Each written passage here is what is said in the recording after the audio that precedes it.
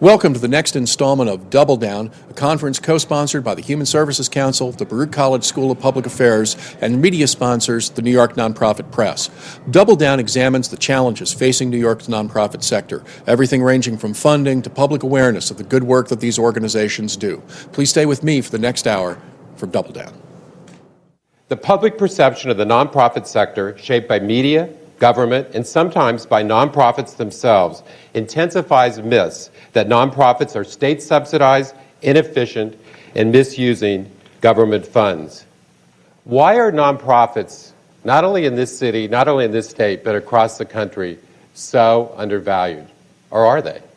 There is a nonprofits project, which the original material referred to, and I was the staff member at CUNY for 2 years.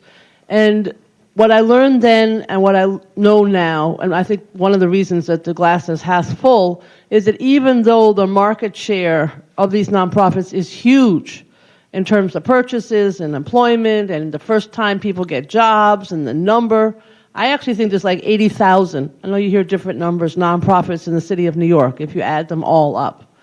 But when that's the full part. But the part that's not full is that there's no marketing of that.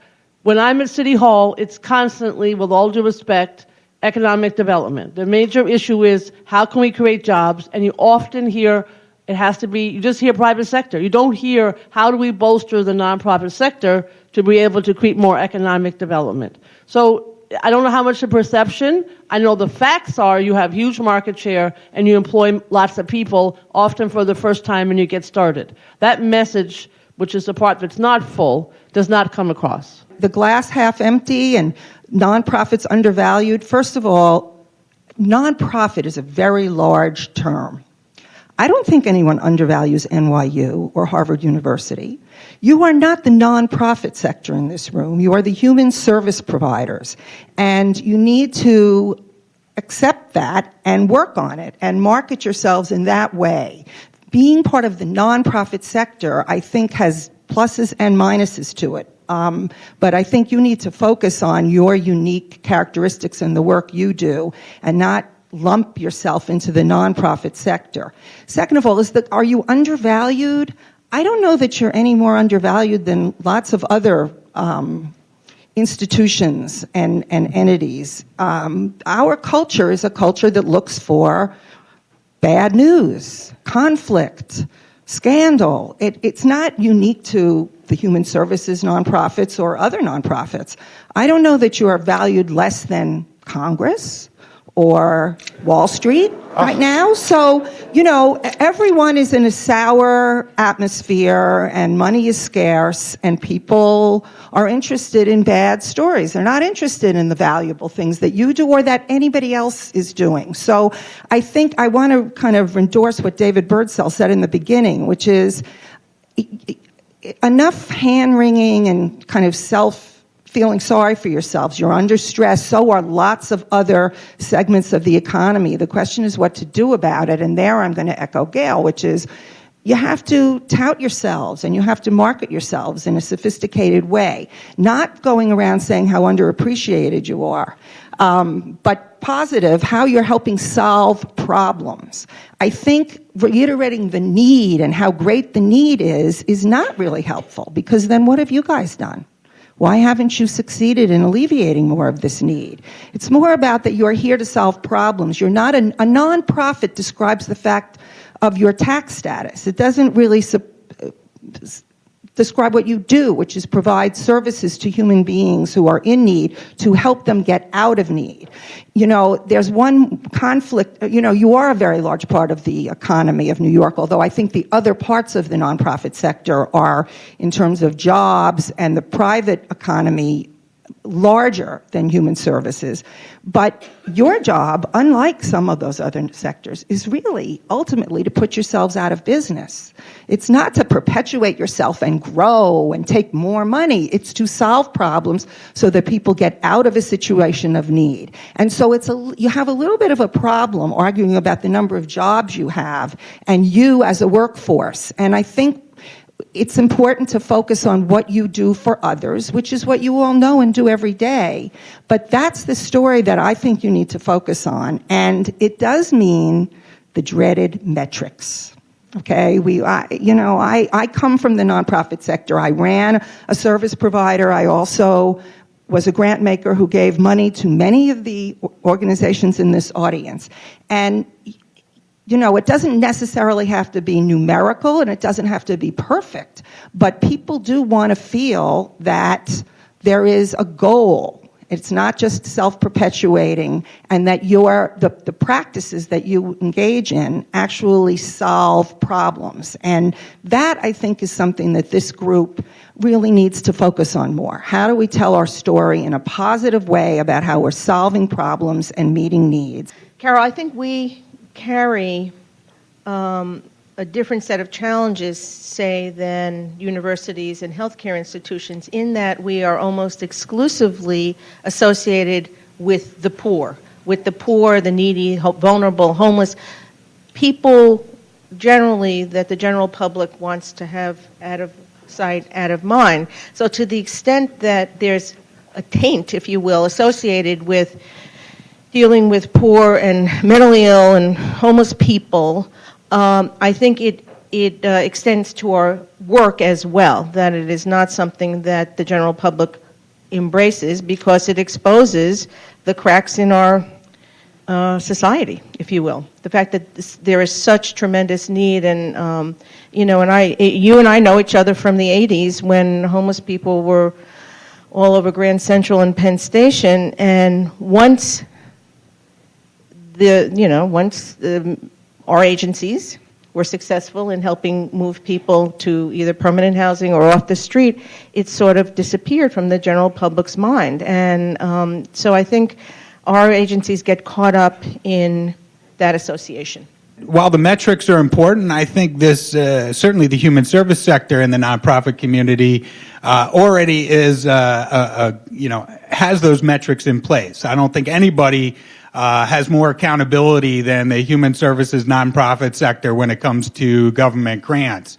I also think it's a sector of our economy that is overlooked to a large degree, right? We have a governor who's holding summits on yogurt. He's holding summits on microbrewed beer. I think it's time to hold a nonprofit summit, maybe a summit looking at poverty, maybe a summit looking at hunger. These are the issues that so many people in this audience are dealing with on a daily basis that are very real, and we probably don't tout our own horn enough in the sense that you figure, there's 1 million people out there working in the nonprofit field. I don't know exactly how many are in the helping professions necessarily versus maybe some other types of nonprofits like mine, the dreaded C4. But I think the reality is that, the millions and millions and millions of New Yorkers that are helped every day by the million or so people that are working in the nonprofit sector, we don't hear those stories, right? We hear them when it's holiday time, when it's time for one of those feel-good stories about helping people. But in reality, the newspaper could be filled with those stories on a daily basis, but yet what we see is the scandal, because if it bleeds, it leads in the media world, and that's regrettable, but it's true. So people like the stories about scandal. They want to see those stories. So that's then how the field winds up getting defined, is by the exception rather than the rule. So I think we have to be very cognizant of that and start to change that. It's complicated, and I look at my own work. I've certainly written on some of the very good work, but I've also written on, I wrote of Seedco and its substantial problems. And when I must say, when I first wrote about that, quite a bit of the feedback I got from I shouldn't say that. It was mixed in the nonprofit world. Some was, how could you possibly write this? And some was, yes, there are some problems. I do think that it's complicated. And I should say, I came myself out of nonprofit work. I did housing work in East Flatbush 1,001 years ago. And among other things actually I've written about, but is also true is, this city was from the city that I grew up in the 70s, was rebuilt. I mean, absolutely, it's one of the great government and nonprofit stories in American history. We all know the stories. You go to the South Bronx, you go to Bushwick, any number of places. Absolutely rebuilt from cinders into vibrant neighborhoods. That's a fabulous story, right? And I do think, I think that's told and perhaps not enough by those in the press. On the other hand, and this is one of the problems that the nonprofit sector has, and it's probably no different, or perhaps a difference in degree from when I started. I mean, you have these vanity nonprofits set up by a lot of politicians, a few of which do very good work. I would argue a larger number of which, that money would be much better redistributed to a lot of the groups out here. You have increasingly, actually starting, I think, in fairness with the Giuliani administration, but continued through with Bloomberg, you have a lot of pressure on nonprofits not to speak entirely candidly about some of the problems they have. So frankly, from my point of view as a reporter, that's a problem. A number of those nonprofits, sadly, also got enlisted in the mayor's third term bid. So that these things, look, on any given day, I re-edit the paper, right? And my friends re-edit, and you scream and you yell, we should have done this, we should have done that. So I'm by no means trying to take the press off the hook, or no doubt myself from time to time, on something that you would, in retrospect, you would do differently. And I do think that there are great stories that aren't being told. On the other hand, I do think that there's an obligation that the nonprofit sector, and I'm sympathetic because I do understand, trust me, the political pressures on nonprofits and the budget pressures, but to kind of talk honestly about some of the problems. And one last thought with Seedco, which I think had done very fine work over many years and no doubt continues to do some very good work. One of my subjective view, one of the problems was they were caught in an absolute impossibility. They were asked to produce, with not enough money, impossible numbers, and with not enough money. And when I talk to a number of people who work, CFOs and this sort of thing, and oh yeah, that's a big problem. I mean, literally there isn't enough money. It was a money-losing contract. And they took it. And they had impossible goals. We were asked to believe in the middle of a recession, one of the worst recessions we've had in 25 years, that nonetheless they could do more and more job placements every single year. Nope, don't believe it. But they were caught in this. So what do you have? And again, I don't take the view that, Seedco is some, terrible nonprofit. Far from it.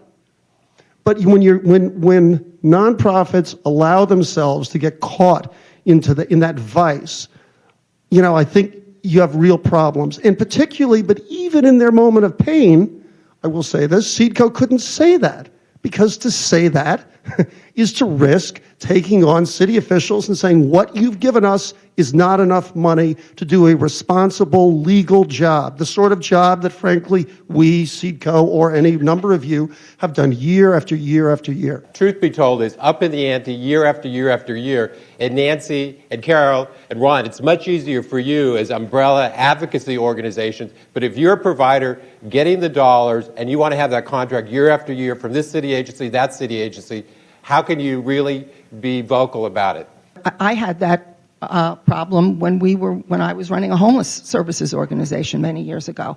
The rate doesn't really cover everything that you would like to provide, and you can't not take the rate because that's what the city gives.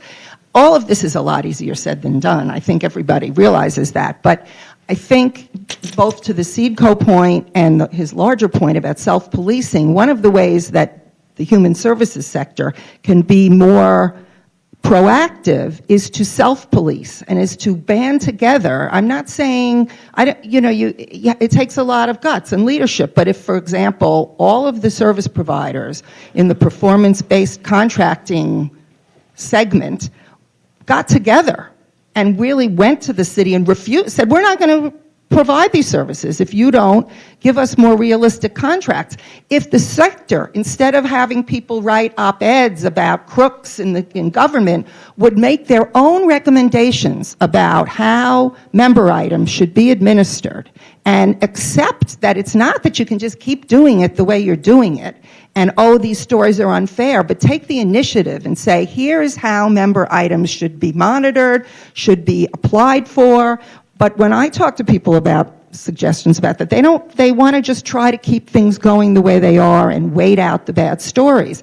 But those are ways that you can be, when I say marketing, I also mean taking the initiative to say we are a group that has integrity and that these people are not representative, or we're doing it because we're pressured into it, and you have to band together and pressure back and have your own standards for these things. My organization, United Neighborhood Houses, is a band of 38, I think, quite prominent, successful community-based organizations. And we have had this conversation about accepting the terms, the bad terms of these contracts for over the last several years, whether it's Meals on Wheels, when we all knew that rate was too low, to last year's Early Learn, when we all knew that rate was too low. And the problem is that you describe us as a sector.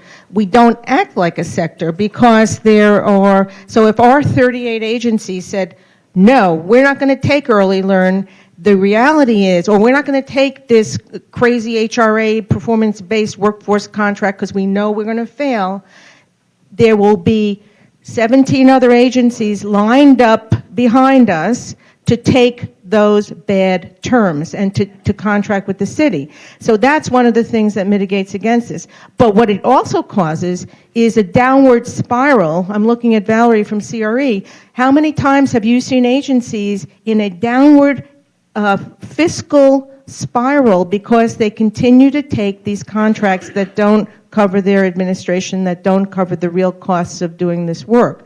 So it undermines the sector, and it also undermines our image as producing results, because the terms of engagement are, in many cases, very negative for the nonprofit. But we take it. We take our mission. One of my agencies around the Early Learn discussion last year, saying, but it's what we do. We have been providing childcare in this community for 100 years. How do we not do it?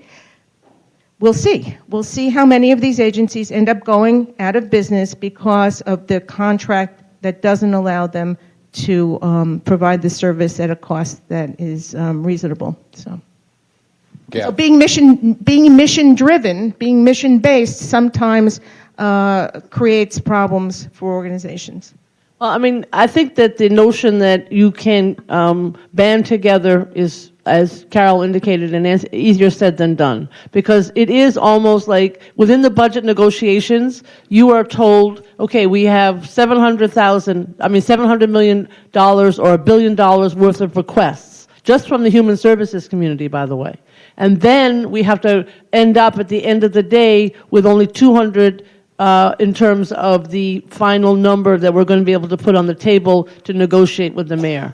And there's no discussion, to be very honest with you, about what makes sense. Should we be really doing Early Learn like this? Are these the mental health services that should exist, or should we switch them to something else? That doesn't come up. And it's partly, to be honest with you, because in government, and I know I'm speaking out of turn, but I'm honest, you don't have those kinds of discussions. It's very much at the last moment. You can have all the hearings you want, but in the last end, in terms of budget, it's what's on the table and what ends up on the table. And it's crumbs. It's absolutely crumbs. But that's how the process works, as opposed to maybe this Early Learn program is terrible. You have all those conversations and all those press conferences, but in the end, if that's what you're presented with, you've got a budget and you have to conform to it. it's horrible, but that's the reality. As a, the difference would be the nonprofit sector as a whole stating this program makes no sense. We really need to step and change, but everybody would have to participate because my colleagues are right. Somebody else is going to jump in if UNH says no. And this is a big city. We're, bigger than half the countries in the world. We're bigger than most of the states in the United States. We're not a city. We're actually a city-state. So there's 10 other places in another community that will jump in. And they may not be quality organizations, but the money's there and they're going to take it. And the second thing about this member item, I would love to have discussions with the foundations that give out money, with the nonprofit sector about how these monies should be spent. Guess what? Politicians are really below the nonprofit sector in terms of their opinion by the public. They are really bottom of the pail. So when I talk to foundations and say, maybe we should talk about, should we be doing after school? What are you doing? No kidding, foundations, I know there's some in the room say, oh, Gale, we don't dare talk to you. We're afraid, they don't say that, but there are some people in your group we don't like and we might be tainted by them. This is actually a real conversation. So that never happens. So the whole notion of communication between government, those of us who care about the nonprofit sector, and the nonprofit sector is very limited, to be honest with you. We've talked about really tooting our own horn, using Hurricane Sandy as an example, thinking outside of our own respective silo, whether it be daycare, childcare, homelessness, and the like, that we need to involve our board members. What else, looking inward, can we do as a sector?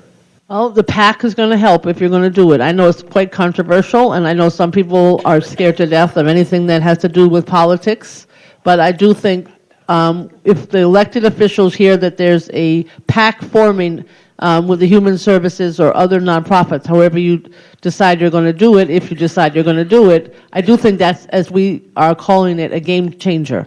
Every union has one, the tenants have one, the animals have one, they have a big one, and lots of other groups that have, and then, I hate to say it, but people take those things very seriously. That's just one example. Yeah, I'd actually like to put the question back to my friend Michael, because we are talking about public perception, and media obviously plays a big role in that. And Michael, I remember when we first met, every New York daily paper, I guess there were more back then, you were at Newsday, had somebody covering what we used to call the misery beat, somebody covering issues related to poor, homeless, people, the have-nots. And I've seen that really change over the last couple of decades, including at the New York Times. And I'm wondering, is that just a response to the people only want to read, TMZ and entertainment news, or is it that, what can we do, I guess, to try to bring it to a point where news outlets want to cover these issues? Look, it's a huge concern. It's a concern for me and for a number of other reporters within the paper. You're absolutely right. When I was at New York Newsday, I was one of 3 poverty reporters. We had 2 AIDS reporters. We had 3 education reporters. And the New York Times, well, the Daily News had a very good poverty reporter, and very good education reporters. And that put pressure on the New York Times. The New York Times, in turn, put some very good people. And it was a very competitive, in the best sense of the word, world. And it's enormously disturbing, frankly, that the New York Times does not have a poverty reporter. They don't have a poverty. They have people who cover poverty. And I won't name them now, but they do have people both on the national level in particular, but they don't have anybody on the national or the state level covering poverty. That's appalling. That's a dereliction. And I would encourage anyone here to put some pressure on the New York Times, go and meet with them and point out, look, here are some really good stories that are going uncovered. That's It's something that some of us have raised internally, and it's a real problem. So let me just, it's appalling to me, and it's depressing. That said, there are a number of us who like to cover these stories and are interested. And actually, I would actually argue one thing. I actually think your image is not nearly so bad as you think. And perhaps I'm, both because I used to do housing organizing. I have a wife who works at Planned Parenthood. So I'm certainly familiar with the nonprofit sector. But I also think more broadly, actually, that there is a great appreciation in a sort of generalized way of this sector, and frankly of the good work you do. And one need only work, as most journalists have, as I did in other places. I remember working in Patterson long ago, and you'd sort of look for kind of the most basic information, sort of social service information, or frankly the most basic advocacy. And it wasn't there, and it was quite striking coming as I did, because I grew up in New York, coming from New York, where it doesn't matter how fine the issue. You can find 6 people who are brighter than you, who have been studying this thing, in 43 iterations, and that is a fabulous aspect, and something that goes, obviously owes deeply to our history, the history of New York, and our commitment to that sort of thing. The question is, and you're absolutely right, is kind of how do you get...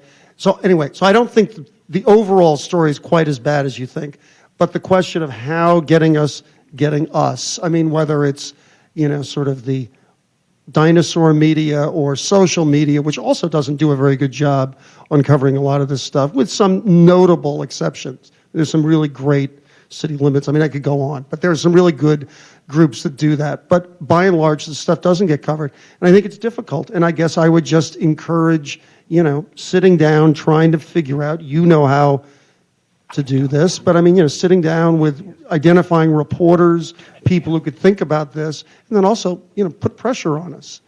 And by that I mean us, our editors as well.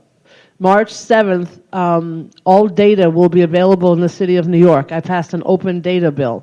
And along with what Michael said is most of the apps are like, with all due respect to the people who are doing social media, has to do with where can I get a parking space. I can get my own damn parking space. I don't need to be told with an app. But I do need to have all the information on human services, which doesn't come available unless there's a law that tells these agencies, along with the police department, where that they have to be available. So it's an example of how you could take that information and make it clear that this sector is doing a whole lot of good for a whole lot of people, just something to use. We need to have more of these discussions, both with ourselves and with other people in the city, from a media perspective, from a government perspective, from a foundation, corporate, and the like. So let's hope this is just the beginning. And thank you, HSC, and thank you, Baruch, and thanks to our panelists. Thank you.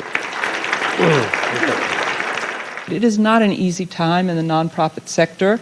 We're not coming into this into Hurricane Sandy on the back of a tremendously flush time. People are not operating on reserves, and yet, as always, the nonprofit sector stepped up and did a phenomenal job.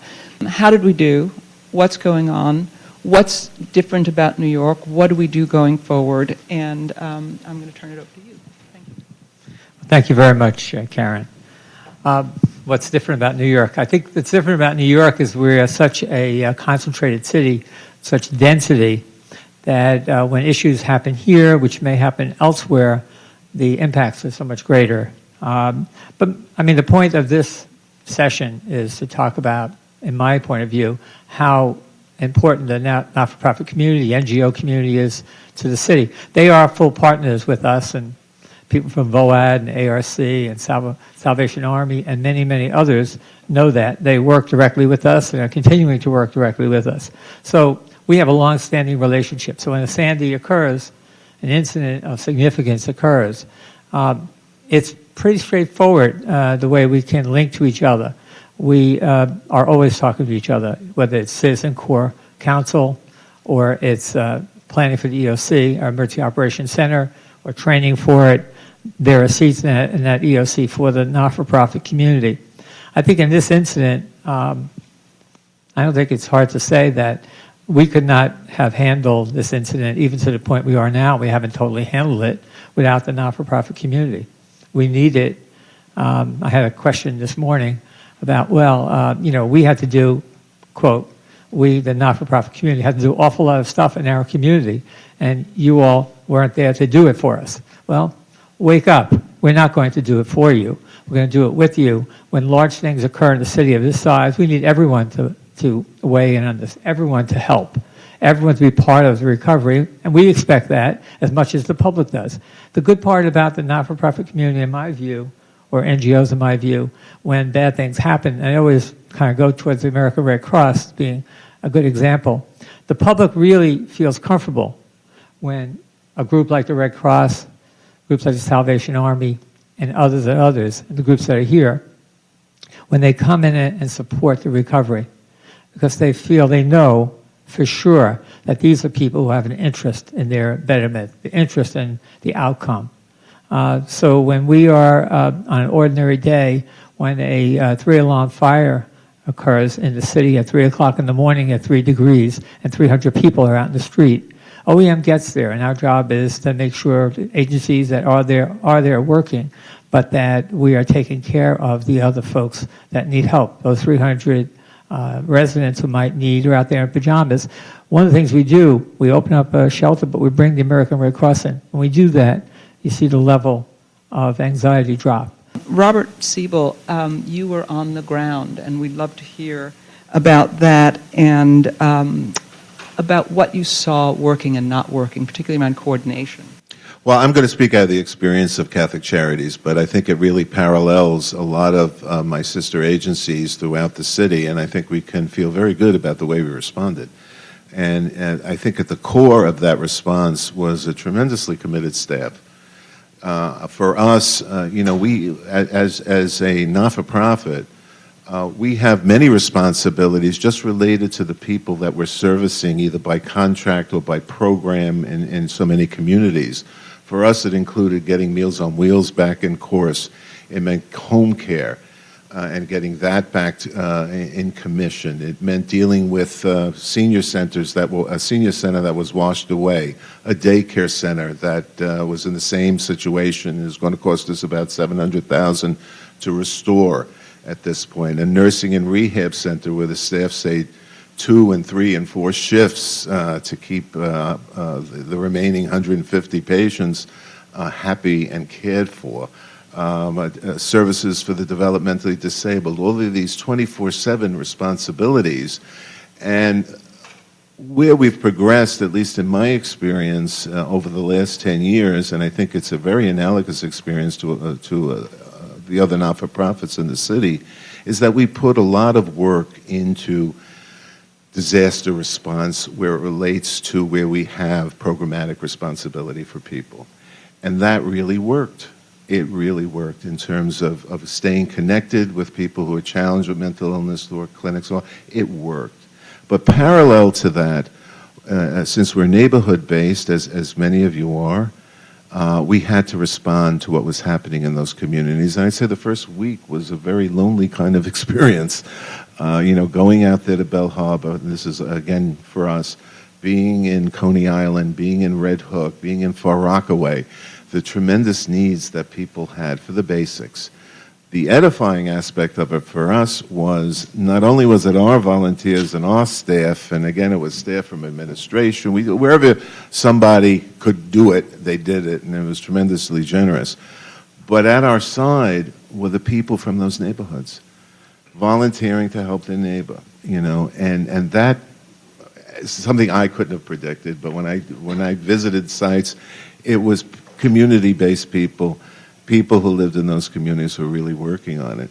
We've gone, we've gone from those isolated feelings of the first week into so many entities really coming in. These places that we were working in became so full of people wanting to help. And then the need for coordinating that type of activity. Not only the American Red Cross and great folks like Occupy Sandy and so many others, but people coming from across this country. I mean, we had Coalition for Hope, which was international. We were working with a crowd from San Diego, Rockaway Relief. So many entities wanting to do something positive and good and impact. The restoration centers, I think, have helped rationalize that a little bit, and we really have to look at that experience. Maybe we'll talk about it a little bit later. And now realizing that it is a long-term commitment that we need to make over certainly the next 2 years. A lot of people became clients of nonprofit services who never thought they would be. And I think that's something that in some way we have to capture and, in a sense, mobilize in terms of having people understand the value of the sector and what you're doing. And I know that Dan can tell us a little bit about mobilizing volunteers, and Dan is with Occupy Sandy. And you may have noticed from his biography, he's also an urban planner by training, which I think is an interesting perspective to bring to this. Occupy Sandy is essentially just a network of people from the community. We are residents from a broad spectrum across New York City and New Jersey, from Long Island all the way down to Philadelphia. And what I think is interesting about this, the way that Occupy Sandy has functioned, is that we were able to kind of replicate what happened, replicate the disaster response that OEM and FEMA had put together using open source tools, and with some of the smartest people I've ever worked with in New York City, putting this together. We mobilized over 68,000 volunteers since the second day after the hurricane, with a total number of volunteer hours of over 450,000 hours since then. That's continuing to go as we speak. I think the lessons that we're learning too, we're very aware of what we're capable of doing, and also the different relationships that we formed over that time. So the work that we're doing right now is looking at, that's important to this discussion right now, is actually mapping out those relationships and seeing where the value in those relationships stand, and what they mean in terms of getting resources into communities and how to do that in coordination with many different groups. So the nonprofit sector has been probably the strongest avenue of getting work done in a very big way. So everywhere from City Harvest to Catholic Charities to pretty much every organization that is part of VOAD, the Volunteer Organizations Action and Disaster, we've worked with and we continue to work with, and we build those relationships with individuals from the community that are just volunteering their time, and we understand what the value of those relationships are, and help those organizations also see this map out in front of us ahead. What we've just done and what's happened to the city is relatively unprecedented. There are things that we can fall back on in history. And I think coming from an urban planning perspective, I kind of know things, I've read about things that have happened 40, 20, 30 years ago, where we can see housing crises or parts of lessons that we can take that the city has experienced and bring into this disaster. But a big part of this is also looking at the community and also the grassroots effect of who's out there and who has the time to give help. And I think what was a really interesting thing that was created was just a process where people could step out of their door after going online or making a phone call and finding out where they could help, and just immediately finding a way to get out into an affected area and help somebody, which is something I don't think has ever really happened in the city before. It's really amazing. You were mobilizing volunteers, you were mobilizing dollars through UJA Federation. Maybe you could talk a little bit about that. UJA Federation, as an intermediary organization, we both undertake fundraising as well as planning and allocation to a network of organizations that are affiliated with us.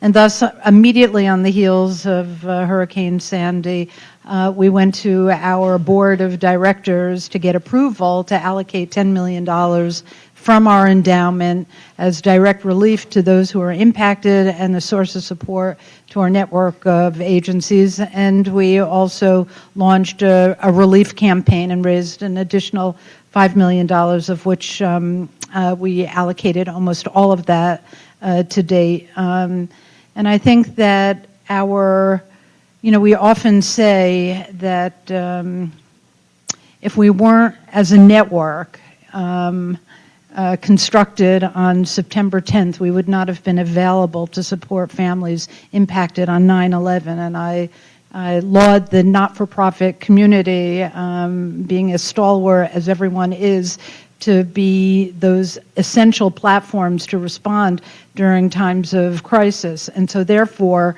when in anticipation of Hurricane Sandy, we immediately turned to our network. We have an emergency coordinator to say, to hook them up with resources and to say that we are available. And so that first week of the storm, we were able to say to our agencies, listen, go out and serve, provide the relief that is required, and UJA Federation, through this campaign, will reimburse you for the services that you delivered, which was sort of unprecedented for our agencies to say, just go spend.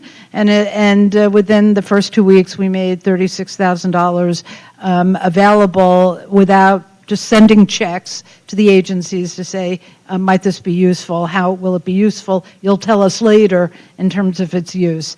And so in addition to supporting our network of organizations, 35 of whom were on the front lines of doing work in Zone A communities, we mobilized a great number of volunteers, not only through the agencies themselves, but through our own donor communities and through the network of synagogues. And so I just want to say that UJA, in its strategies of employing community building as a key and essential approach to strengthening community and responding to community, believes powerfully not only in our network of human service agencies, but the role that faith-based institutions play, not only those synagogues where congregants were impacted, but as a source of volunteers. And so thousands and thousands and thousands of volunteers through our efforts through UJA Federation were deployed into communities.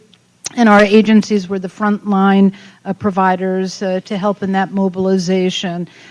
This kind of community reweave, I believe, is something that is very essential. And especially as it was noted that as we look at communities, in terms of traditional communities that are vulnerable, that are chronically impacted by the challenges of life, that this kind of event not only exacerbated the challenges that our community's most vulnerable members experience, but for those that we refer to as situationally needy, those who are just might have had resources but were devastated by Sandy. And this, sort of breaks down the I and thou, between those who don't have and those who might have. And really, it's fostered a very strong kind of approach to how we mobilize volunteers, where we deploy them, who is needy, who can serve. And I think that I just want to say that our not-for-profit sector, and I don't mean just UJA Federation, I mean everyone sitting in this room, we're on the front lines at times when Red Cross was not there, when FEMA was not there, and with your volunteers and your professional staff, you did enormous, enormous, valiant work that saved many lives and continue to do so as the recovery unfolds. This idea of volunteers and the nonprofits, and how do we coordinate those? We heard earlier today about there were people in every corner, but they might have been doing the exact same thing, or agencies that were not relief, they're not by nature relief organizations, but that's what they were out there doing. How do we start to coordinate all of that? But we have Charlie Baird from FEMA here, and I'd love people, when we have a disaster, we think FEMA, first thing. And I would love to hear from you about what is the role of FEMA? How do you work with the nonprofits? What are you able to do, and what should we be looking to you for? So what FEMA does when FEMA is asked to come into the state, President Obama or whoever the president is, as requested through the governor and our state partners and city partners. The commissioner's opening comments were quite succinct and on point. We then mobilize, and we are, as an agency, and I'm speaking from what I believe the agency would say, come in to support the first responders, to support the citizens, to support potential public assistance applicants. Public assistance applicant, and the FEMA language, is those entities that are the state governments, the educational, the not-for-profit educational and charitable assists and such, the counties, boroughs in New York, of course, the cities and the states. Anything that's broken infrastructure-wise, public assistance does. I know you all had a big awareness, or should have probably a big awareness, of the individual assistance side of the house. 1-800-CALL-FEMA for getting registered to get assistance for individuals that has been really, dollar-wise, a tremendous impact on the city and on the state. And I just was kind of recollecting my thoughts of what, as a step back, disasters that happen really mean. And while the event itself is terrible and traumatizing and not good, quickly that immediate pain recedes. And then what you find is it really isn't the damage, it's getting the repairs done. And perhaps if any of you all have had Hurricane Sandy damage, getting the contractors, getting things cleaned up, getting back to a normalcy of life and a tempo of life that was previous to the event. So FEMA comes in and we set up field offices for individual assistance, and from the public assistance side, we receive applications from the state, from potential applicants. We review those and literally, to be direct about it, try to get money on the streets as soon as possible. And the public assistance side, it's not as fast-tracked as it is in the individual assistance side.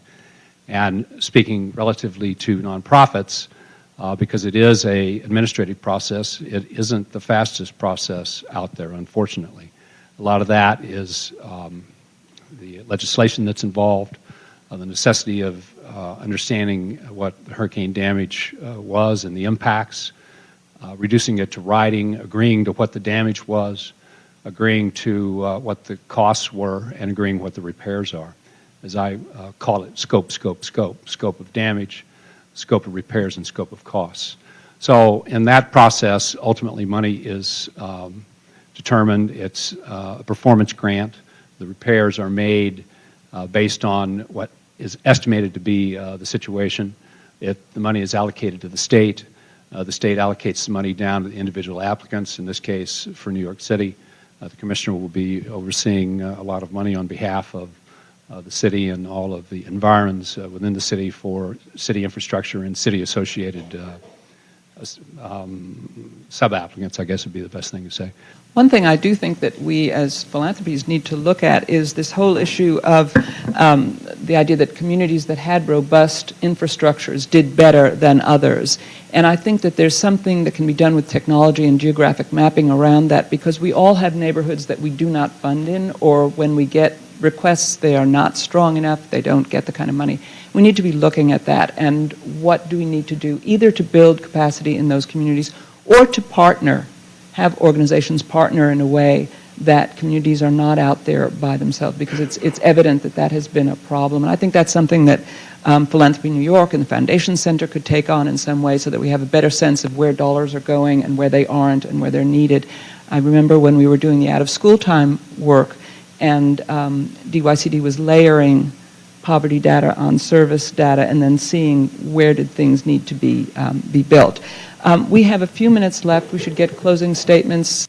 I think we have a foundation. I think we can continue to move forward in a very positive and productive way. And that's only if we give it the consistency of interaction, communication, and I think what's edified me, though, in the entire piece is even on a volunteer level, in terms of our partners, both at OEM and in city government, Linda Gibbs' office, et cetera. everyone put out 100%. You know, it was really any kind of look at what we've learned and where we need to go is done with a tremendous cognizance that 24/7 kind of commitment was made here. And that's not provocative, that's just to say that's the ingredient that really made this happen in so many different levels.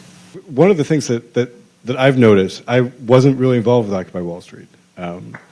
I would stop by Zuccotti and go to lectures from a different planning perspective of what that was all about, talk to people. It wasn't until I stepped into a church and actually did my first 12-hour day, that first day, that I realized that the dialogue around what the dialogue around Occupy did really just sort of pulled the cork off of things.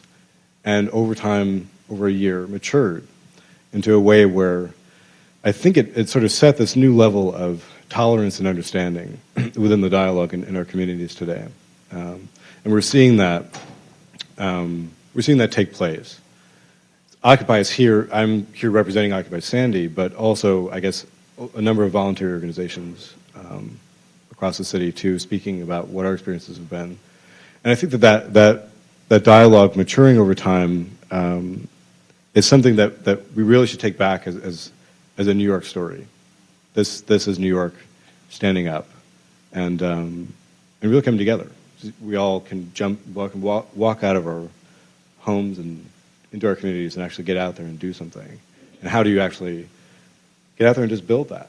And hopefully this is a way to look at this anywhere. A tornado or an earthquake or any other situation where the community's response is usually first, and now there are actual tools that we've been able to build that we can email. I've been around disasters since 1984 as a second responder in the private world, in the insurance world, and now in the FEMA world since 2000. Started here in New York over at Piscataway, as a matter of fact.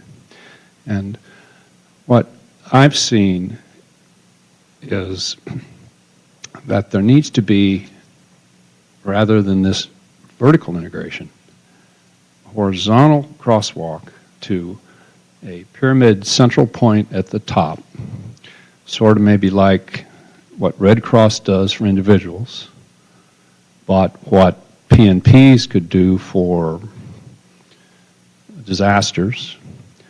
And there is certainly the synergy and the energy and the will, particularly post-experience, that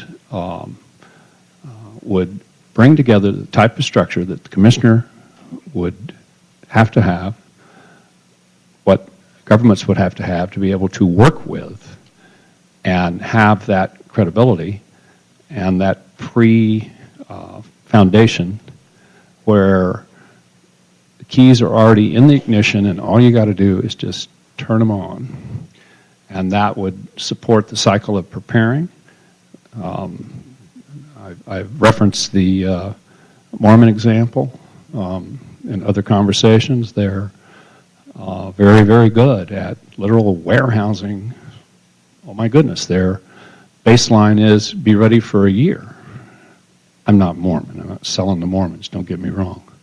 But it's a good example of just what things could be if the will and the understanding and the crosswalks were there. I still see a lot of silos, so that's life. And I think it's hard to do. I mean, Dan and his group's going to go off, do its thing. Hopefully, it'll all kind of coalesce in a stronger organization, and he'll see, and his group will see the benefits of being together. We should not ever forget the importance of personal preparedness for people taking responsibility for themselves. Awful lot of people made really bad choices during Sandy, despite the fact that they had a lot of information telling them to do something other than that. And a couple of just heroes from my point of view. The Southern Baptists came in and did a job. They did a job. They had one job they would do. If they could do it, they would stay. If they couldn't, and we were doing it already, they didn't try to do something else. They came and did a great job. The Salvation Army doesn't get an awful lot of attention. They did a very good job for the city of New York. So the VOAD and its membership did tremendous jobs for us. And lastly, we have a new group, not new, but one that's been helping us tremendously now in all the communities where we're doing door-to-door knocking still today, and we'll continue to do it. We've knocked on over 150,000 doors many times because the folks don't even want to see us anymore. We want to make sure people are healthy, and that's AmeriCorps. It's done a big job along with the National Guard. So the military came in, did a great job for us. We had Navy people come in who, it's not their business to come help us do things. They came in and started clearing debris for us in this entire city. They did great things. The Marines came in. Again, the National Guard, the Army Corps. These are good partners. FEMA's been with us from day one. FEMA on the Craig Fugate has turned totally turned a new leaf. They are proactive. They're in your face immediately and trying to help you. And that's what we need. We need that. They're not expected to run emergencies. They're expected to come in and support local government when they have it. Sometimes they don't have it. But here they did, and they've done a great job. And the state of New York has done simply a very good job as well. So thank you. I think all the nonprofits did a phenomenal job. You all did a phenomenal job. Thank you very much. I want to just quote one thing that someone from New Orleans said. There will be money coming in to do rebuilding. Pay attention to who is hired to work as you're doing rebuilding, and advance your society as you rebuild your city. And I thought that was a great comment. So thank you all very much. Thanks to the panel.